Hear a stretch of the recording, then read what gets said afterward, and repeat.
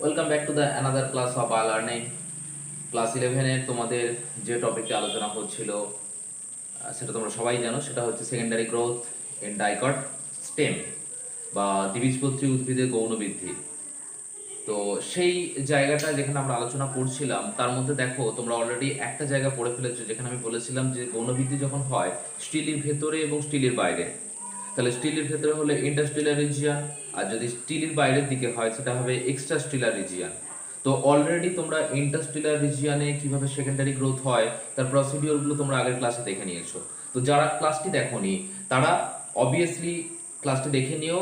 এই ভিডিও ডেসক্রিপশানে তোমাদের লিঙ্ক দেওয়া থাকবে আগের ক্লাসটির, সেই ক্লাসটি অবভিয়াসলি দেখে তারপর সেকেন্ড ক্লাসটি দেখতে শুরু করো বা আজকের ক্লাসটি দেখতে শুরু করো।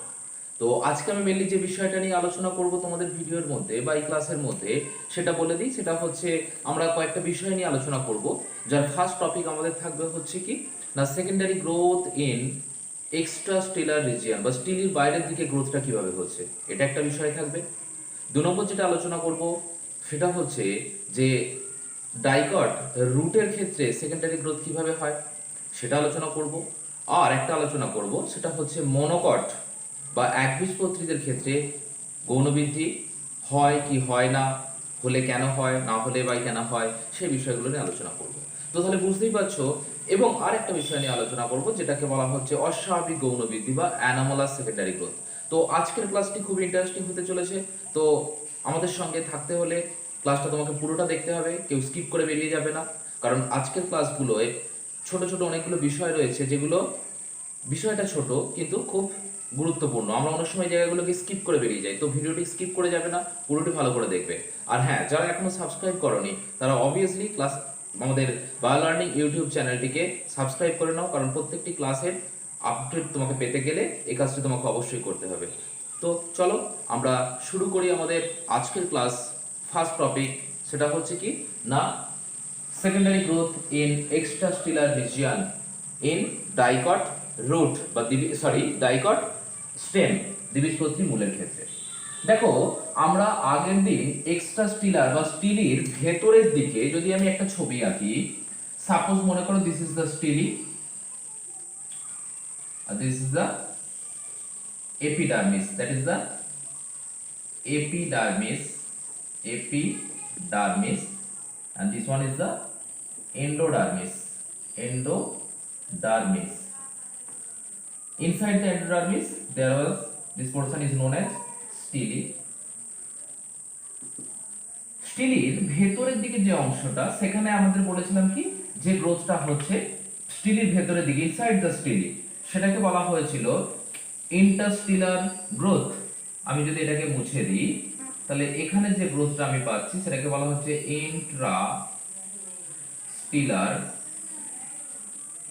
ইন্টারস্টিলার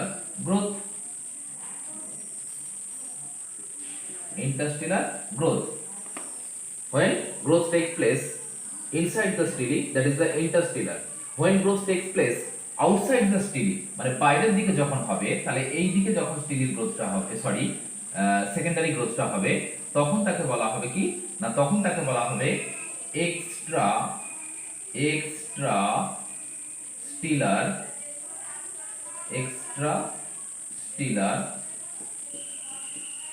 গ্রোথ। আশা করি বুঝতে পারলাম। তাহলে যখন স্টিলের বাইরের দিকে গ্রোথ হবে, যখন গাছটি আরো কি হবে, ব্রেথ বা পোস্টে আরো মোটা হবে, তখন তাকে বলা হচ্ছে extrastelar growth, that is the outside the stele. তো চলো আমরা এখানে যে ইভেন্টস গুলো পেয়েছিলাম, এক্সট্রাস্টিলার রিজিয়নের গ্রোথের যে ইভেন্টস গুলো পেয়েছিলাম, সেটা কি পেয়েছিলাম না 3টে জিনিস আমরা পেয়েছিলাম। একটা হচ্ছে কি পেলাম না ফরমেশন অফ পেরিডাম। প্রথমে পেরিডাম ফরমেশন হবে। সেকেন্ড কি ছিল না ফরমেশন অফ বার্ক বা বাকল বা ছাল তৈরি হবে। And last but not the least, সেটা হচ্ছে লেন্টিসেল ফরমেশন হবে। তাহলে 3টে, first periderm formation, then bark formation, and last but not the least সেটা হচ্ছে তোমার লেন্টিসেল ফরমেশন। তাহলে ফার্স্ট জায়গা থেকে আমরা আলোচনা শুরু করব, যেটা হচ্ছে আমাদের first point, formation of periderm. Formation of periderm. Periderm. তাহলে পেরিডার্ম কিভাবে তৈরি হচ্ছে সেই জায়গাটাই আমরা ইন্টারস্টেলার গ্রোথের মধ্যে প্রথম দেখব। কারণ পেরিডার্ম হচ্ছে ইন্টারস্টেলার গ্রোথের একটা সেকেন্ডারি টিস্যু এবং most important tissue, that is the periderm. Periderm কি কাজ করে বা কিভাবে তৈরি হয় সে বিষয়টা নিয়ে একটু আলোচনা করি। তো প্রথমেই দেখো, যখন আমাদের ইন্টারস্টেলার রিজিয়ন বা গৌণবৃদ্ধি হচ্ছে অন্তঃস্থলীয় অঞ্চলে, তাহলে এইখানে যখন গৌণবৃদ্ধিটা হচ্ছে এই জায়গার আয়তনটা কি হচ্ছে, এই জায়গার আকারটা একটু বাড়ছে। তাহলে বাড়ার ফলে এখানে কি হচ্ছে, টিস্যুগুলো যখন ভেতরের দিকে যাচ্ছে তখন ভেতরে বা বাইরের দিকে একটা প্রেসার ক্রিয়েট হচ্ছে। সেই প্রেসারের ফলে ভেতরে একটা চাপ, প্রচন্ড বেশি প্রেসার বা প্রচন্ড একটা চাপ তৈরি হচ্ছে। তাহলে কি করবে, গাছের ভেতরের দিক চাইবে সেই চাপটাকে রিলিজ করতে। তাহলে রিলিজ করার জন্য কি হবে, প্রেসারটা অটোমেটিক্যালি ভেতর থেকে কোন দিকে ক্রিয়েট হবে, ভেতর থেকে বাইরের দিকে ছড়িয়ে পড়তে থাকবে। তাহলে ভেতরটা যদি প্রেসার হয় তাহলে ভেতরের জায়গাটা তো আর ঠিক থাকতে পারছে না, তাহলে সে কি করবে, প্রেসারটাকে রিলিভ করার চেষ্টা করছে। ফলে ভেতরের দিক থেকে প্রেসারটা রিলিজ হয়ে বাইরের দিকে আসতে চাইছে।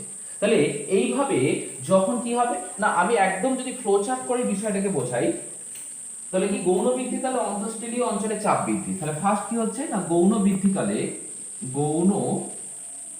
বৃদ্ধিকালে বৃদ্ধিকালে অন্তঃস্থলীয় অঞ্চলের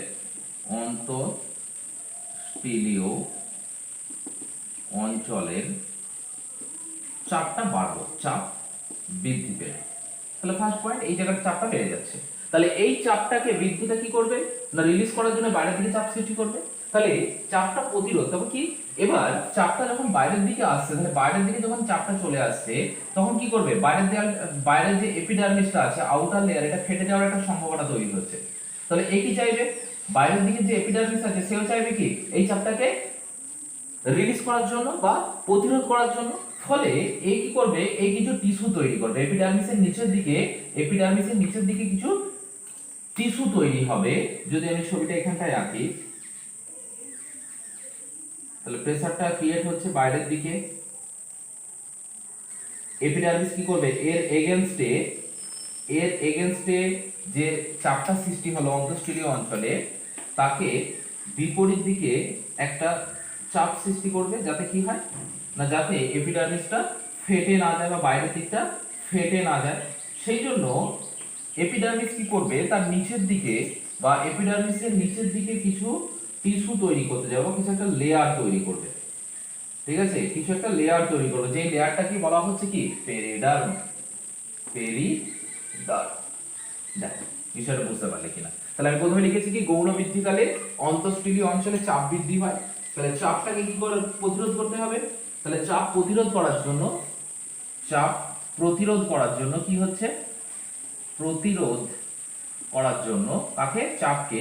তাহলে চাপ প্রতিরোধ করার জন্য কি ঘটছে না, এর পরের স্টেপে তাহলে দেখো, বহিঃস্থলীয় অঞ্চল মানে বহিঃস্তর এবং ত্বকের অঞ্চলগুলি কোষগুলো নষ্ট করার একটা সম্ভাবনা থাকছে। তবে তখন কি করবে, তখন এপিডার্মিসের নিচে, ত্বক কোষের নিচের দিকে, ত্বক কোষ বা এপিডার্মাল কোষের, ত্বক কোষ অর এপিডার্মাল সেল এর নিচে কি হবে না, একটা সেকেন্ডারি টিস্যু তৈরি হবে। সেই টিস্যুটার নাম কি না, ফেলোজেন অর কর ক্যাম্বিয়াম। কি টিস্যুটা, ফেলোজেন অর কর ক্যাম্বিয়াম ফর্মেশন হলো, ক্যাম্বিয়াম ফর্মেশন এটা তৈরি হলো। কার নিচে না, এপিডার্মিসের নিচের দিকে, এটা কর ক্যাম্বিয়াম ফর্মেশন হলো। এই কর ক্যাম্বিয়াম itself is a secondary meristematic tissue. তাহলে কর ক্যাম্বিয়াম কি, সেকেন্ডারি মেরিস্টেমেটিক টিস্যু, হলো। তাহলে কর ক্যাম্বিয়াম ফার্স্ট তৈরি হলো, ফেলোজেন তৈরি হলো। এই ফেলোজেন কি করবে, এই ফেলোজেনের যখন সক্রিয়তা বৃদ্ধি পাবে, তাহলে ফেলোজেন যেটা তৈরি হলো বা কর ক্যাম্বিয়াম যেটা তৈরি হলো, এর কি হবে, সক্রিয়তা বৃদ্ধি পেলে সক্রিয়তা বৃদ্ধি যখন পাবে তখন কি ফর্মেশন করবে, তখন সে ফর্মেশন করবে পেরিডার্ম ফর্মেশন হবে। তাহলে কর ক্যাম্বিয়াম অর ফেলোজেনের সক্রিয়তা বৃদ্ধি পেলে তবেই তৈরি হবে পেরিডার্ম। যেটা থেকে কি হবে না, পেরিডার্ম তৈরি হওয়া মানে কি, এই চাপটাকে সে রিলিজ করতে পারবে বা অন্তঃস্থলীয় অঞ্চলে যে চাপটা তৈরি হয়েছিল সেই চাপটাকে প্রতিরোধ করতে পারবে। ফলে এখান থেকে কি হবে না, গাছটা যত পেরিডার্ম তৈরি হবে আস্তে আস্তে কি হবে, তত সেকেন্ডারি গ্রোথে হেল্প করবে। তাহলে সেকেন্ডারি গ্রোথ বা গাছটা পোস্টে মোটা হতে থাকে। তাহলে কি বিষয়টা দাঁড়ালো? না বিষয়টা দাঁড়ালো দেখো পেরিডার্ম কিভাবে তৈরি হলো। না প্রথমেই বলছে যে আমরা যেহেতু আগের দিন ইন্টারস্টেলার গ্রোথটা পড়ে ফেলেছি, তাহলে আমরা খুব ভালো করে জানি যে ইন্টারস্টেলার গ্রোথ হলে ভেতরের দিকে একটা হাই প্রেসার তৈরি হয়। তাহলে সেই হাই প্রেসারটা কি চাইবে? গাছ বাইরের দিকে রিলিজ করতে চাইবে। তাহলে রিলিজ করার জন্য বাইরের দিকে যখন প্রেসারটা রিলিজ হবে তখন বাইরের ত্বকটা একটা ফেটে যাওয়ার সম্ভাবনা তৈরি হচ্ছে। তাহলে বাইরের লেয়ার তো চাইবে না, বা ভিটামিনস তো চাইবে না যে বাইরের লেয়ারটা ফেটে যাক বা গাছের বাইরের দিকটা ফেটে যায়, কখনোই চাইবে না। তাহলে সেই লেয়ারটাকে বা এপিডার্মিসটাকে গ্রোথ হবে বা ব্রেথটা বাড়বে, কিন্তু এপিডার্মিসের কোনো ক্ষতি হবে না। তাই জন্য এপিডার্মিস কি করছে? তার নিচের দিকে এপিডার্মাল সেল যেগুলো থাকবে তার নিচের দিকে একটা এক্সট্রা মেরিস্টেমেটিক টিস্যু তৈরি করছে, দ্যাট ইজ দ্য কর ক্যাম্বিয়াম। কর ক্যাম্বিয়াম বা ফেলোজেন তৈরি করছে, যেই ফেলোজেনটা পরে কনভার্ট হয়ে কিসে তৈরি করছে? না পেরিড্রাম তৈরি করছে। তাহলে এখানে দেখো তাই বলা হয়েছে গৌণ বৃদ্ধিকালে অন্তঃস্থলীয় অঞ্চলে চাপ বাড়লো, তাহলে সেই চাপকে প্রতিরোধ করার জন্য ত্বক কোষ বা এপিডার্মাল সেলের নিচের দিকে ফেলোজেন বা কর ক্যাম্বিয়াম তৈরি হচ্ছে। কর ক্যাম্বিয়াম বলা হয়েছে কি না একটা গৌণ ভাজক কলা, যার সক্রিয়তা বাড়লে তবে পেরিডার্ম তৈরি হচ্ছে। তাহলে পেরিডার্ম হলেই চাপটা রিলিজ হবে এবং সঙ্গে সঙ্গে সেকেন্ডারি গ্রোথটা হবে, অর্থাৎ গাছটা পোস্টে বাড়বে। তাহলে এটা গেল হচ্ছে ফার্স্ট পয়েন্ট, যে ফর্মেশন অফ পেরিডার্ম কিভাবে তৈরি হবে। ক্লিয়ার? তো এবার আমরা চলে যাব কোথায়? আমাদের second point, formation of bark কিভাবে হচ্ছে দেখি আমরা। তো আমরা দেখো চলে এসেছি আমাদের point number 2, formation of the bark বা গাছের ছাল বা বাকল কিভাবে তৈরি হয়। তো আমরা অলরেডি দেখো ফেলোজেন কিভাবে তৈরি হয় বা ফেলোজেন কোথা থেকে আসছে সেই জায়গাটা দেখে ফেলেছি। তাহলে আমরা একদম ফেলোজেন থেকে শুরু করি। ফেলোজেন এই ফেলোজেন থেকে কি তৈরি হচ্ছে না পাশের ছবিতে আমরা দেখতেই পাচ্ছি, এই ফেলোজেন থেকে তৈরি হচ্ছে পেরিডার্ম। তাহলে ফেলোজেন কোথায় থাকে? যা বিনিথ দ্য এপিডার্মাল সেল বা এপিডার্মাল সেলের নিচে, বিলো দ্য এপিডার্মাল সেল। তাহলে এই বিলো দ্য এপিডার্মাল সেল বা এপিডার্মাল সেলের নিচের দিকে এই দুটো লেয়ার তৈরি করে। একটা হচ্ছে আউটসাইড লেয়ার, আউটসাইড, আর একটা হচ্ছে ইনসাইড, ভেতরের দিকে। আমি দেখিয়ে দিচ্ছি কোথায় কিভাবে তৈরি হচ্ছে।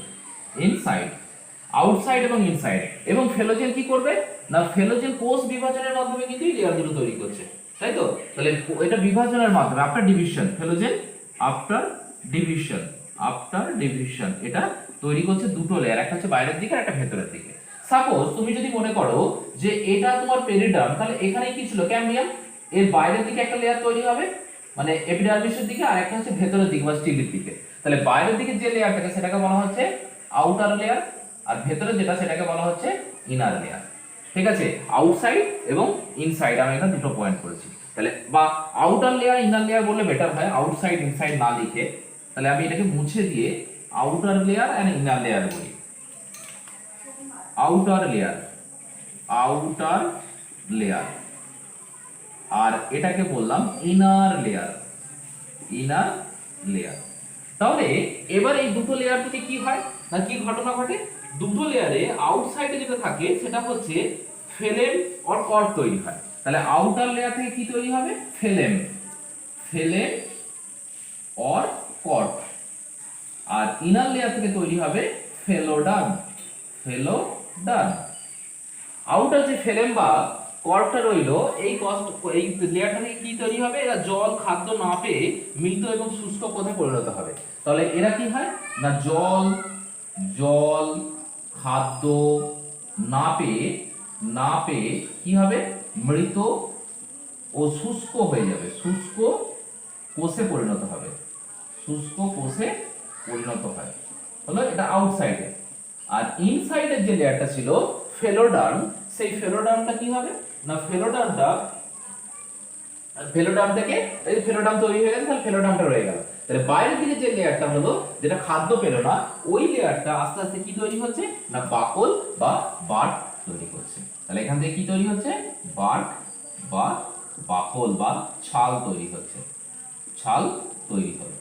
হলো। তাহলে বার্ক ফর্মেশন দেখো হয়ে গেল।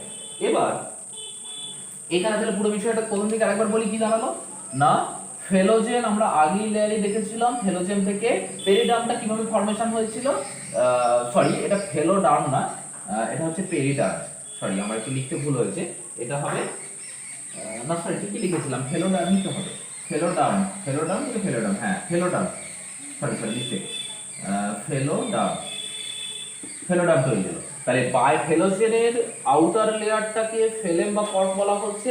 এই কর্ক বা ফেলেম লেয়ারটা যখন জল, খাদ্য বা কোনো পরিবেশক পাচ্ছে না, তখন কি হচ্ছে, আস্তে আস্তে মারা যাচ্ছে এবং সুস্থ কোষে পরিণত হচ্ছে, যেটা থেকে পরে কনভার্ট হচ্ছে কিসে, না শুকিয়ে শুকিয়ে আস্তে আস্তে বাইরের দিকে তোমার বাকল বা ছাল তৈরি করলো। তাহলে এটা গেল হচ্ছে formation of the bird. 2 number point. 3 number point চলে এসো। 3 নম্বর পয়েন্ট হচ্ছে ফরমেশন অফ লেন্টিসেল বা লেন্টিসেল। তাহলে 3 নম্বর হচ্ছে, এটা 2 নম্বর ছিল, এটা হচ্ছে 3 নম্বর লেন্টিসেল। লেন্টিসেল, তাহলে লেন্টিসেল কি না, লেন্টিসেল হচ্ছে কাণ্ডরন্ধ্র, এক কথা হচ্ছে কাণ্ডরন্ধ্র, কাণ্ডের মধ্যে যে কোষগুলো থাকে সেগুলোকে লেন্টিসেল বলা হচ্ছে। তাহলে লেন্টিসেল কিভাবে তৈরি হয়, এবং আগের যে তোমরা ফরমেশন অফ বার্ড দেখতে পেলে তার পাশে ছবিটা তোমরা দেখে নিতে পারবে, ছবিটা দেখে নাও। আর লেন্টিসেল কিভাবে তৈরি হচ্ছে সেই জায়গাটাও তোমরা দেখতে পাও। দেখো, পেরিডার্ম গঠিত হলে, যখন পেরিডার্ম গঠন, তাহলে ফার্স্ট আমি যদি বলে যাই, পেরিডার্ম গঠিত হলো, periderm formation, periderm periderm periderm formation, যেটা আমরা অলরেডি আগে পেয়েছি। পেরিডার্ম ফরমেশন হয়ে গেল। তাহলে পেরিডার্ম ফরমেশন হয়ে গেলে কি হবে, স্টোমাটাল কোরগুলো যেগুলো থাকে, পত্ররন্ধ্রগুলো কার্যহীন হয়ে যাবে। তাহলে পত্ররন্ধ্রের কার্যহীনতা হ্রাস, পত্ররন্ধ্রের কার্যহীনতা হ্রাস পাবে। কেন বোঝাচ্ছি পরে, কারণ পত্ররন্ধ্র যখনই পেরিডার্মটা তৈরি হয়ে যায়, তাহলে এখানে যখন পেরিডার্ম তৈরি হলো, তাহলে পেরিডার্মের যে পত্ররন্ধ্রগুলো ছিল সেই পত্ররন্ধ্রগুলো কি হলো, ঢাকা পড়ে গেল, ফলে পত্ররন্ধ্রের কার্যহীনতা কমে গেল। তাহলে কমে যাওয়ার ফলে এরা কি করবে, এরা পত্ররন্ধ্রগুলো কার্যটাকে সচল করতে চাইবে। তাহলে পত্ররন্ধ্র তাদের কার্য সচল রাখার চেষ্টা করবে, কার্য সচল রাখতে চেষ্টা করবে। তাহলে চেষ্টা করার ফলে কি হবে না, চেষ্টা করবে। তাহলে যখনই এরা পত্ররন্ধ্রের বা স্টোমাটার কার্যকারিতা বা এগুলোকে চেষ্টা করবে যে কার্যকারিতা যাতে ঠিক থাকে, তখন কি হবে না, পত্ররন্ধ্রের নিচে অন্তঃকোষের রন্ধ্রযুক্ত পাতলা কোষপ্রাচীর বিশিষ্ট কোষস্তর গঠন করবে, মানে যেগুলোকে বলা হচ্ছে কমপ্লিমেন্টারি সেল তৈরি করবে। তাহলে কমপ্লিমেন্টারি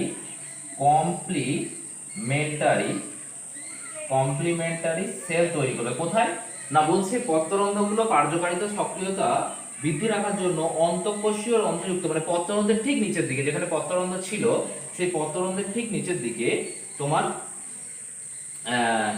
পাতলা প্রাচীর বিশিষ্ট গোলাকার একটা কোষস্তর গঠিত করার চেষ্টা করবে। তাহলে পত্ররন্ধ্রের নিচে তৈরি হবে। এই কমপ্লিমেন্টারি সেলগুলো কি বলা হচ্ছে, কি অনুপূরক sell.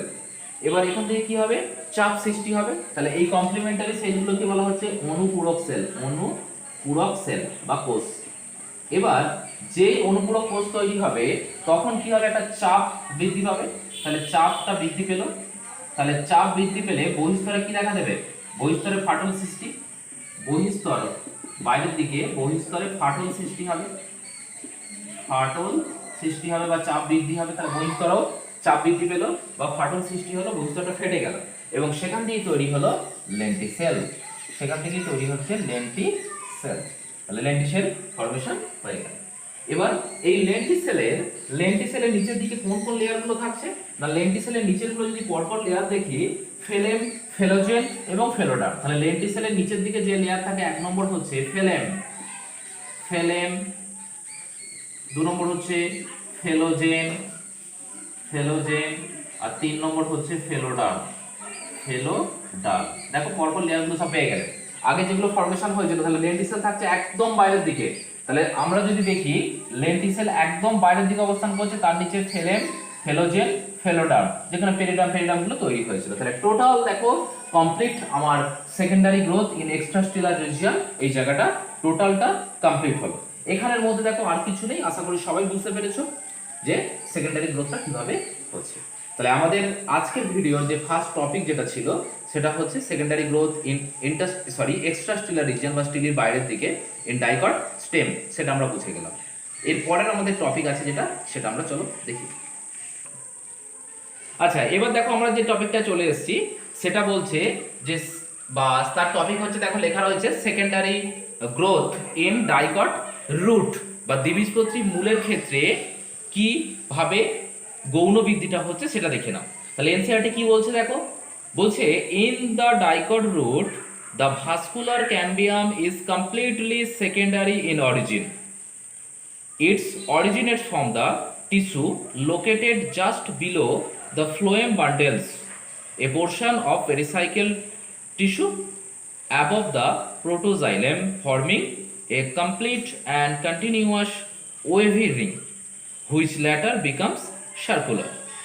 Further events are similar to as dicot stem.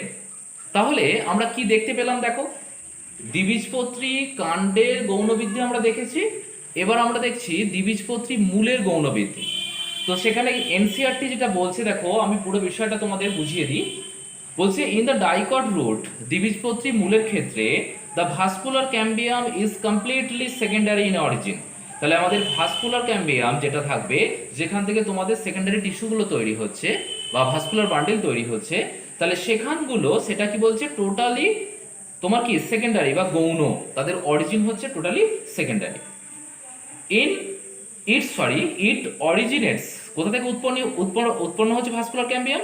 From the tissue, সেই সমস্ত কলাগুলো থেকে, লোকেটেড যেটা অবস্থান করে just below the phloem bundle, মানে ফ্লোয়েম কলার নিচের দিকে সেটা অবস্থান করছে। That is a portion of pericycle tissue, এবং অবভিয়াসলি এটা পেরিসাইকেল বা পরিচক্র যে রিং থাকে, পরিচক্র বলয় থাকে, তো যেটা বলছিলাম সেটা হচ্ছে portion of the pericycle tissue, যেটা পেরিসাইকেল বা বর্ষবলয়ের একটা অংশ, অ্যাবভ দ্য প্রোটোজাইলেম, এবং কার উপরে থাকে? প্রোটোজাইলেমের ওপরের দিকে, forming A complete and continuous wavy ring, এবং তারপর একটা বাঁকা বাঁকা একটা রিং তৈরি করে, হুইচ লেটার বিকাম সার্কুলার, এবং যেটা পরে কি হচ্ছে না গোলাকার আকার ধারণ করছে। তোমরা ছবিতেও দেখতে পাবে। ফার্দার ইভেন্ট, তাহলে এই পর্যন্ত একটা রিং তৈরি হলো। পরের ইভেন্টসগুলো যেগুলো আছে আর similar to the dicot stem, এবং পরের ইভেন্টগুলো দ্বিবীজপত্রী কাণ্ডের যে গঠন বা তোমরা স্টেপগুলো দেখেছিলে ঠিক তার মতোই। তো এটার আলাদা করে বলার কিছু নেই। তো এটা গেল তোমাদের সেকেন্ড টপিক। এবার আমরা চলে আসবো পরের টপিকে। এবার আমরা চলে এসেছি দেখো আমাদের পরের টপিক যেটা আছে সেকেন্ডারি গ্রোথ ইন মনোকটিলেডোনাস প্ল্যান্ট, বা একবীজপত্রীদের ক্ষেত্রে গৌণবৃদ্ধি। তো আমরা প্রথমেই বলতে পারি কি, একবীজপত্রীদের ক্ষেত্রে গৌণবৃদ্ধি ঘটে না। কেন ঘটে না? দেখ তার কারণগুলো দেখবো। তাহলে মনোকটের ক্ষেত্রে গৌণবৃদ্ধি হয় না। একবীজপত্রীদের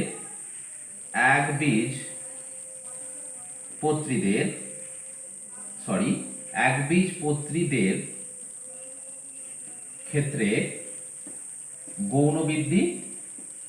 গৌণবৃদ্ধি পরিলক্ষিত হয়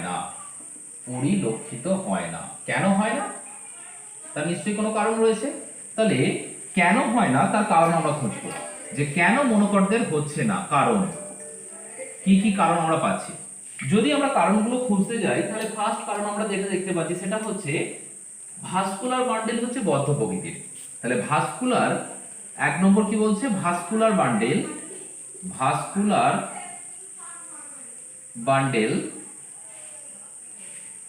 ইজ ক্লোজড। তাহলে ক্লোজ মিন ক্যাম্বিয়াম অ্যাবসেন্ট। তাহলে ক্লোজ মিন আমরা জানি ক্লোজ ভাস্কুলার বান্ডেল বলতে কি বোঝায়, দ্যাট ইজ ক্যাম্বিয়াম অ্যাবসেন্ট। তাহলে ক্যাম্বিয়াম না থাকলে তোমার কি করে সেকেন্ডারি গ্রোথ হবে গো? তাহলে বলছে কি vascular bundle is closed, that is the absent of ক্যাম্বিয়াম। তাহলে ক্যাম্বিয়াম না থাকলে সেকেন্ডারি গ্রোথে কেউ সাহায্য করতে পারবে না, এক নম্বর পয়েন্ট। দু নম্বর পয়েন্ট কি বলছে, ভাস্কুলার বান্ডেল বলয় আকারে সজ্জিত থাকে না। তাহলে vascular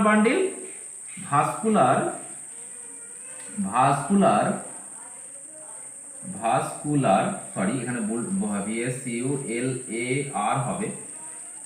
vascular bundle is not circular. তাহলে এটা কি হয় না, ভাস্কুলার বান্ডেল বলয় আকারে মানে গোল করে যে সাজানো থাকবে সেটা কিন্তু হয় না, দ্যাট ইজ স্ক্যাটার্ড মানে ছড়িয়ে ছিটিয়ে থাকে, ফলে সেকেন্ডারি গ্রোথ হওয়ার কোনো রূপ সম্ভাবনা নেই। বাট এক্সেপশন আছে, ব্যতিক্রম আছে।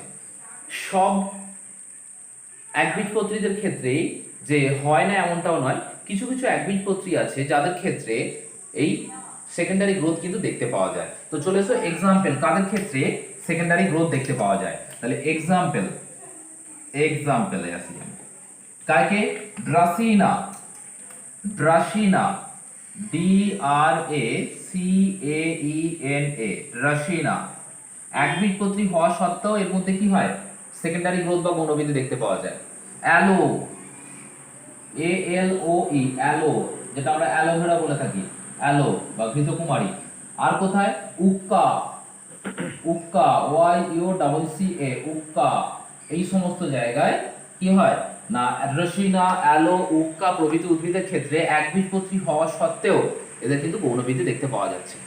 তো আমরা ড্রাসিনা দেখলাম, আমরা যদি ড্রাসিনাটাকে টিএস করি, টিএস অফ ড্রাসিনা স্টেম, DRACAENA, ড্রাসিনা স্টেমকে যদি আমরা কাটি তাহলে কি কি লেয়ার পাবো দেখো, সেকেন্ডারি গ্রোথ হওয়ার পর কি কি লেয়ার পাবো না, একদম বাইরের দিকে যে লেয়ারটা পাবো সেটা হচ্ছে তোমার এপিডার্মিস, একদম বাইরে থেকে ভেতরে যাচ্ছি, 1 নম্বর পাবো এপিডার্মিস, এপিডার্মিস।